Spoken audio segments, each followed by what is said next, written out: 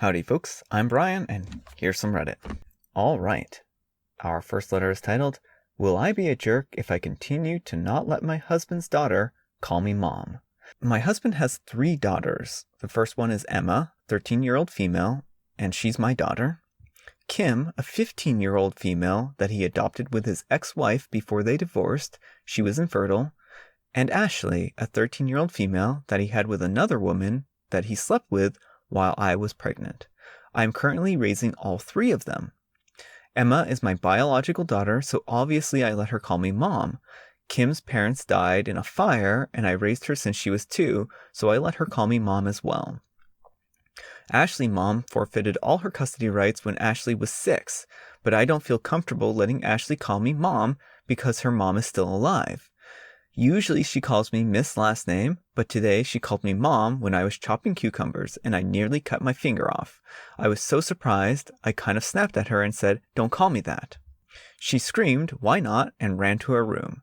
Emma and Kim were there, and they told me that Ashley had been secretly complaining for almost 2 years now that how unfair it was that they get to call me mom and she doesn't. That honestly broke my heart. I told them to go comfort her and that I would come in there and talk to her after I finished making lunch. I've been stalling and writing this as I cook. Maybe her calling me miss is too much, but I still don't feel comfortable letting her call me mom, while there's still a chance that her and her mom might reconnect. Her mom has recently started calling for Ashley's birthday and sending her small gifts throughout the year. Alright, OP. I am going to say that you're probably the jerk here. And I understand this might have caught you off guard and was a little surprising, but being a mother goes beyond just biology, and you know that because you have an adopted daughter. Your daughter that you've been raising needs your love and support. She's in your family and you're taking care of her, and if she feels like it's unfair that the other girls get to call you mom and she doesn't, then she may feel outcast and ostracized. So while you're attempting to kind of make sure that she doesn't distance herself too much from her other mother, you are also kind of alienating her from the family in some ways. I think it's important for stepchildren to acclimate to their stepparents as much as they want and to kind of figure out the situation, in the respect that I don't think you should force a stepchild to call you mom, or their parent mom or dad, or whatever. But this is kind of different. It may not be something that you're necessarily comfortable with, and there might be a lot of complicated feelings here, especially since this girl is the product of an affair.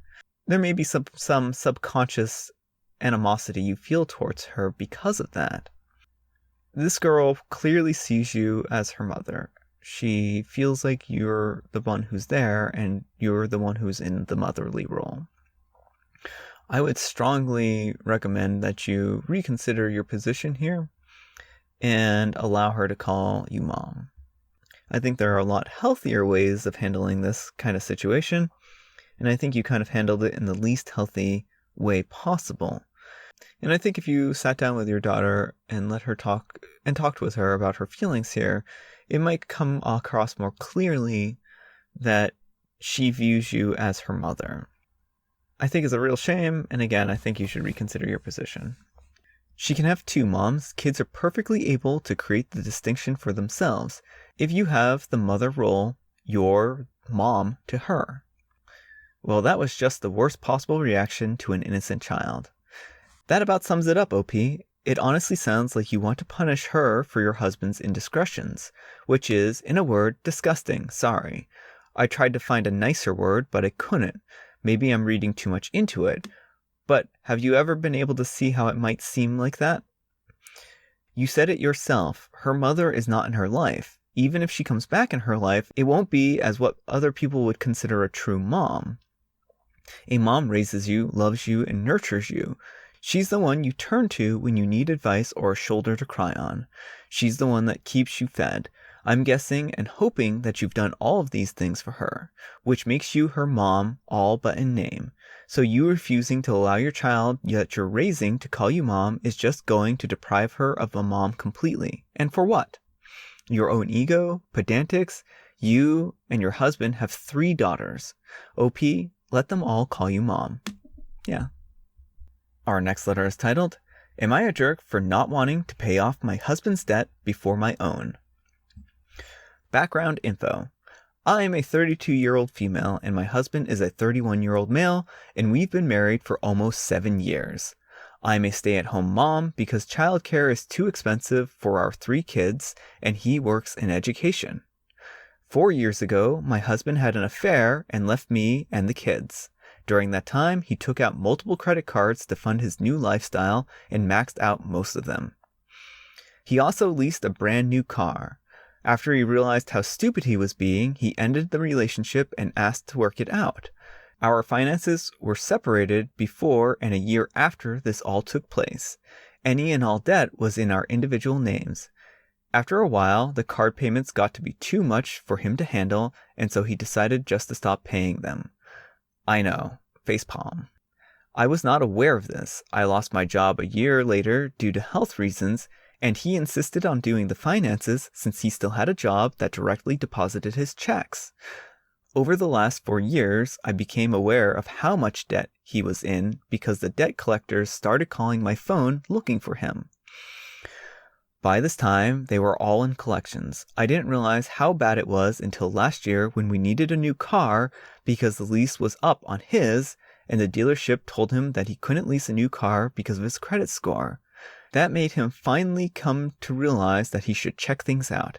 He has over $10,000 in credit card debt, and since we couldn't afford to pay $600 in car payments to outright lease the car, he now owes the dealership another additional $8,000.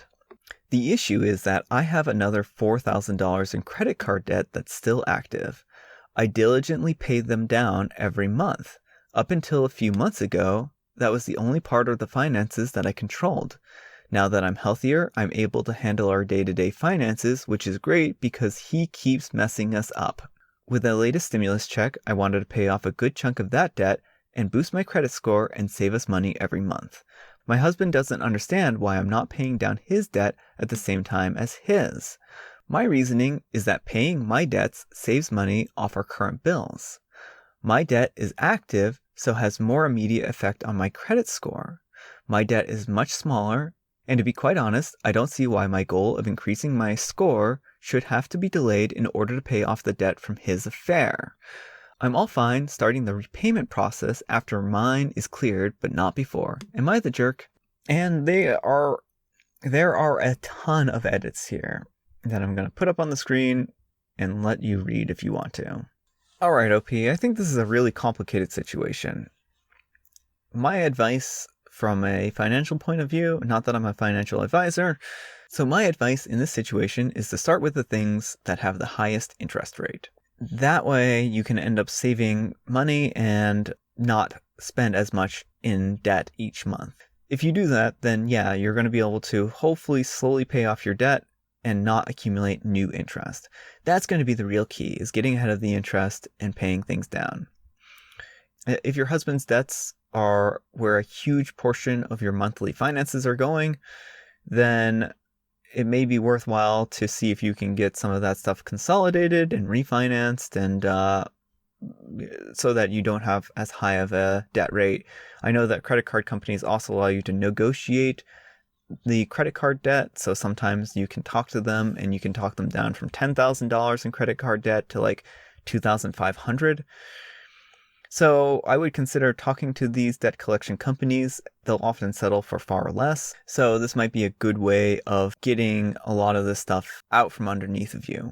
Also, I agree with your perspective that you want to make sure that your credit score doesn't go down. Hopefully your husband's credit score isn't really impacting yours much. So I would be cautious because the credit card debt you two have may actually be still mutual. So if something were to happen to him, for instance, you may end up owing that credit card debt. So for as much as you want to make sure that you pay off your debts, you may still owe that money. So I think you'll probably benefit from paying off your credit card debt. I also think you'll benefit from trying to negotiate and getting some of his bills paid down as well. Anyhow, take care and good luck. This guy sounds terrible and financially abusive, in addition to being a cheater who can't manage money. Your plan is reasonable, and his affair debt isn't your problem, not the jerk, and I don't know why you took him back. He doesn't seem to be adding and benefiting to your life. Honestly, at the moment when he came back, it was just easier. I had 2 kids and a sick parent. Then I got sick myself. I'm now just getting back to the level where I can consider working again. Not the jerk. If you pay off his debt and he leaves you again, you'll be stuck with the debt in your name. Honestly, if I were in your situation and my spouse had left me and racked up that kind of debt, one of those conditions for taking him back would be that they get a part-time job and pay their own debt. I wouldn't be paying for an affair with the household money. I think that's really good advice there. That wasn't an angle that I considered. But yeah, if he's cheated and left her once, he might cheat and leave her again. And then she'll be stuck with even more debt. So yeah, I would think that paying off your debt is probably a really good idea in this situation. Our last letter is titled, Am I a jerk for pushing my non-religious girlfriend to talk about religion after I saw her watching church services online? Me and my girlfriend are both in our late 20s and we've been dating over a year. We moved in together a few months ago and it's been going really well. Last year, she left to visit her family for Christmas on the West Coast, and I did not go with her because our relationship was new and that was a big trip. She stayed with them for 3 weeks. This year, she didn't go for obvious reasons and said it was her first Christmas ever without a home visit. We did what we could to make the best of ourselves. We set up a tree, we bought extra silly presents for a fun exchange, we cooked a lot together, we watched holiday movies. A few days after Christmas, she was in a weird mood and I asked her why, and she said she didn't go to Mass this year on Christmas Eve. This confused me for many reasons. First, she isn't religious at all. She was raised Catholic, but when I met her, she was seeking a way to formally distance herself from the church. She's never gone to church for as long as I've known her, but okay, fair enough. I asked her if she wanted to go in town, but she said no, absolutely not. Then, a few days later, I went into the home office where she was working, except she was actually watching a recorded Christmas Mass online. So I left her alone, but later was like, what's happening? Are you religious? Because that isn't bad, but sure doesn't agree with what she's shown me. She says not at all. She only goes when it's with family, and back home she finds it boring and a waste of time. But this year it was weird and somehow comforting. So I tried to open a dialogue about it, and if she finds Mass comforting, maybe she might be religious, and that's okay. And I was just trying to talk about what really annoyed her. Eventually, she called me a jerk and said I was looking too far into it, and not everything needs to make sense. But now she's angry that I just won't take her at her word that she isn't interested in religion. I only kept asking because it feels like I'm getting a mixed message. I'm genuinely confused. I wasn't trying to offend, but I just saw her basically saying I don't like church while also watching it secretly. And she also won't answer my question. I may be in the wrong here because it could be personal. I wasn't raised around religion, so I don't know if I'm being insensitive or in what way. For now, I've stopped bringing it up. I eventually got the hint, but should I bring it up one last time to apologize or just forget it? Or is this something worth actually talking about? I don't want to be a jerk here, but I'm curious about it now. So, am I a jerk for prying on what she's thinking about it? And will I be the jerk for asking more about it in the future? Maybe if it comes up again? Alright, OP. I'm going to say that you're a jerk here, but not by much. I don't think you're trying to be insensitive, and I don't think that you're trying to hurt your girlfriend's feelings. And it sounds like you're just coming from a place of curiosity more than anything, so I think I'm going to give you the benefit of the doubt. Where you are the jerk, though, is that she won't drop this. She told you that she's not religious and she doesn't see any point in this, but this isn't about religion. This is about comfort. This is about a tradition that she's had every single year, and she misses being with her family. She misses going to Mass, even if it's boring, even if she finds it, hard to tolerate. It's familiar. And people sometimes, even if something is, boring or dry or pointless, sometimes familiarity in times that are hard is comforting. And that's what she is experiencing. She's experiencing nostalgia. She's experiencing that comfort that she got from being with her family. This isn't, again, about religion, and this isn't about her religious beliefs. It's just about her finding comfort in something that she's used to doing. So I do think that you should apologize to her. So anyhow, take care and good luck. I hope that you and her get everything kind of settled down and that maybe things can be a little nicer for the after holidays. Just try to be kind and understanding and patient, because not everything has to make sense. She may be even kind of confused about why she feels it's comforting to her. That might be why she has a hard time even explaining it to you. Because sometimes things just don't make sense, and sometimes we don't really understand why we feel certain things. So, and that's just the way it is sometimes. Humans, we're complex creatures, and sometimes we're not very straightforward.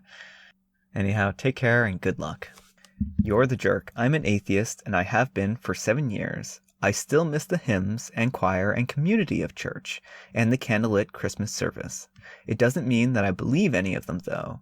She misses tradition, not religion. And you were a jerk to insist that you knew what she was feeling better than herself. Apologize, then drop it. Yeah. You're the jerk, but this is fixable. Apologize, then drop it. People raised religiously, who aren't anymore, often have very complex relationship with religion. It sounds like your girlfriend may miss the feeling of having been in Mass with her family, not necessarily what is actually said in the service. She may not even be able to fully wrap her head around why she feels that way, which is a common and confusing experience. Tell her you're sorry for pressuring her, that you're here for her if she ever wants to talk about it, and then don't bring it up again. Yeah. All right, folks, that's all the time we have for today. I hope you enjoyed today's video. If you did, consider giving me a thumbs up. If you didn't, consider giving me a thumbs down. But also, consider telling me why in the comments below. I love to improve things, so just tell me what you liked about these episodes or what you disliked, and I'll try to work towards making them better. Thanks so much for watching these videos. Thanks for the views, thanks for the likes, thanks for the dislikes, and thanks for the comments. I really appreciate and enjoy reading what everyone's writing. It's been quite busy over the last couple of days. I've gotten a lot of comments, and I'm trying to answer comments as I go along. Please don't feel neglected if I haven't answered your question. It's probably just that I've been super busy. Yeah, so again, thanks so much for watching, and I'll see you all tomorrow.